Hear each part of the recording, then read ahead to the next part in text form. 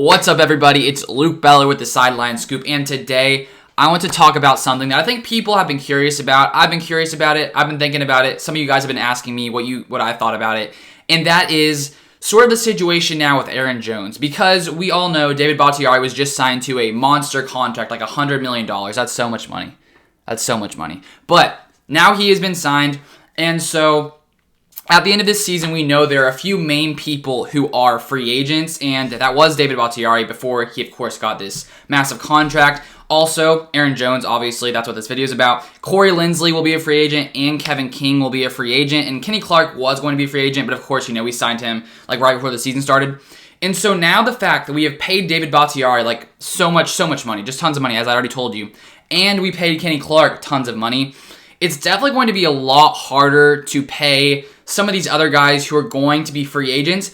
And another thing to take into consideration, first off, let me sort of disclaimer, I'm not a salary cap expert. I've, read a little bit about it, but I'm definitely not the guy when it comes to like all these numbers. There's so many numbers flying around. People are like, well, it's a dead cap hit here. He'll get paid this much here. If they turn this roster bonus into this, then he'll get paid this. But if you do this, then you do this. So I'm not an expert, but I'm doing my best to sort of give the gist of the entire situation. So apparently coming into 2021, because of the virus, the salary cap is likely going to take a major hit. It's going from around $198 million to $175 million. And typically, the salary cap continues to go up because the TV deals get bigger, and so, players can get paid more money. But this year, obviously, it's been much different in 2020, as we all have experienced all together. So now the salary cap is going to be much less than it would have been. And so it's going to be much harder for, every team to pay all of their players. So I found this article from Forbes sort of talking about the salary cap situation. I'll link it down somewhere in the description if you guys want to, read the full thing. But here's the first part. It says the Packers currently have just 39 players under contract for 2021, and that group leaves them with only $2.166 million of cap space. When you add in Bakhtiari, who will count approximately $11.1 million against the cap next season, Green Bay jumps to roughly $10 million over the cap. Offseason caps are also based on the 51 most expensive contracts, so when the Packers get done filling out their roster, OverTheCap.com projects they'll be $16.4 million over the cap. So that's not good, to see that we'll be that much over the cap, because what that'll probably mean we'll have to cut some players to get ourselves under the cap, because you can't be over the cap. He goes on to finish off. That means it will be extremely difficult for the Packers to re-sign any of their remaining unrestricted free agents, a group that includes running back Aaron Jones, center Corey Linsley, and cornerback Kevin King. The Packers will almost certainly have to cut some high-priced players to sneak under the cap as well. So, reading that, it seems that now because we have paid Bakhtiari and, Kenny Clark and some of these other guys, we are over the cap, or, that's the sort of projection. So the Packers are going to have to do some finagling to figure the situation out. So now the question is, will we end up paying Aaron Jones? And so I sort of found the five or six highest paid running backs, and I sort of wrote them down. I put the chart up right here, if you guys can see it. Hopefully I'm not in the way. No, you're good. I can see it. I'm watching right now. It looks good. But we have Christian McCaffrey, obviously, hands down, highest paid, $16 million a year. Alvin Kamara, $15 million a year. Zeke, $15 million a year. David Johnson, $13 million. David Johnson, the fact that he's the fourth highest paid running back right now, bad trade by the Texans. Hopkins for David Johnson. We don't need to talk about that, though. Then Dalvin Cook, $12.6 million per year, and then Derrick Henry, $12.5 million per year. So definitely Aaron Jones is going to want to be probably paid as, top 5, top 6 running back, because he has sort of proven himself to be that. And so the question is, can the Packers pay him that much money? As we've seen here, it'll definitely be difficult. And considering we have Corey Linsley and Kevin King, I don't think there's any way for us to keep all three of those guys. Maybe there is. Maybe if you're a salary cap expert, let me know how that could be possible down below.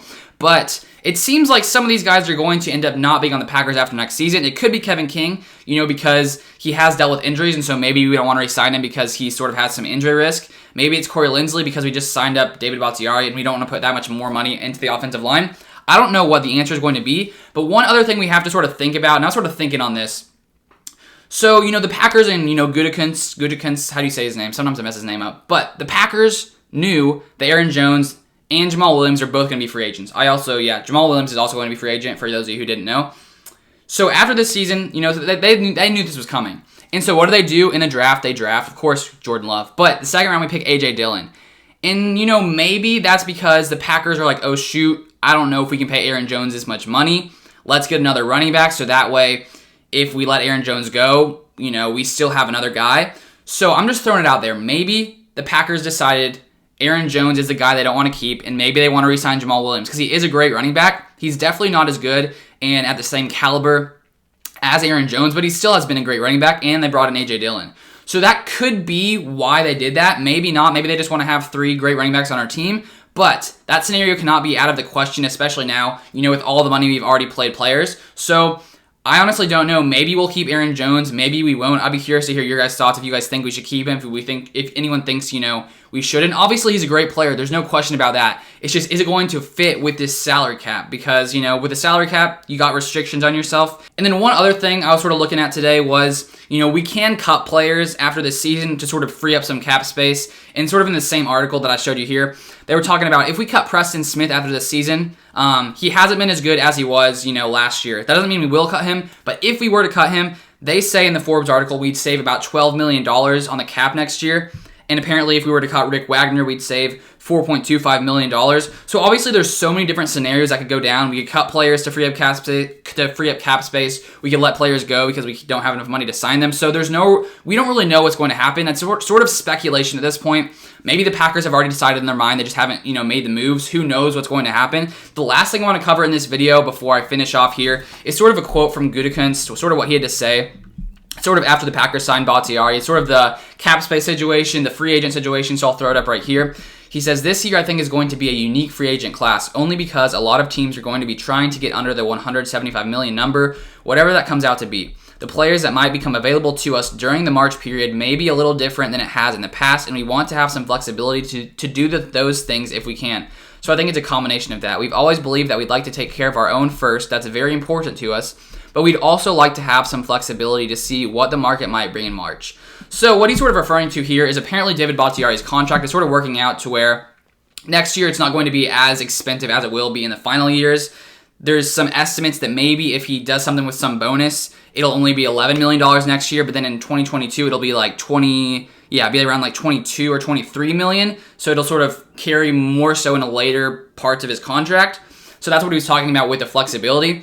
And so, with every NFL team having to fit under this cap, what could happen is, if teams can't play players what they, sort of deserve, who knows? What if the free agent market could just be flooded with talent and, just how supply and demand works? If there's tons of players and teams can't really pay them a certain amount of money, maybe, teams will be able to sign these players for lesser deals than they would have been previously just because, teams can't pay up as much as they have in the past. So who knows? Maybe the Packers could, have some free agents that come in and sign them for way less than they would have been, otherwise. I think that's sort of what he's talking about in this article here, or in that quote right there. But that's sort of all I wanted to cover in this video, sort of give you guys a situation, will he sign Aaron Jones? Honestly, I have no clue. Maybe you're like a Packers insider, maybe you have the information. Who knows? I have no idea what's going to happen, but those are sort of some scenarios, sort of how things have been looking so far. So that's going to be all for today's video, and I'd really appreciate if you guys drop a like on this video. It really helps push the video out to more people. And thank you guys so much for watching, and I'll see you guys on the next video.